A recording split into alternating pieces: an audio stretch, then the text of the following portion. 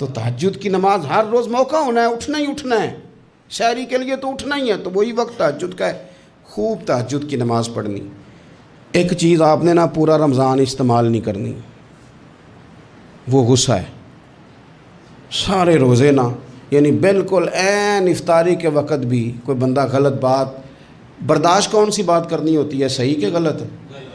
صحیح کو تو برداشت کرنے کی ضرورت ہی نہیں ہوتی، برداشت کرنی غلط بات ہوتی ہے، اس کو سہنا ہے، اسے کہنا یار روزے ہیں، رب کی رحمت برس رہی ہے، جا میں نے تجھے اللہ کی رضا کے لیے معاف کیا۔ اور ذہن میں حدیث رکھنی ہے کہ حضور نے فرمایا تو رب کے بندوں کو معاف کر، اللہ تجھے معاف فرمائے گا۔ رمضان شریف میں اور سعادت کے ساتھ اور پیار کے ساتھ، اور غیبت نہیں کرنی کسی کی بھی، کسی ادارے کی نہیں، کسی بندے کی نہیں، غیبت نہیں کرنی۔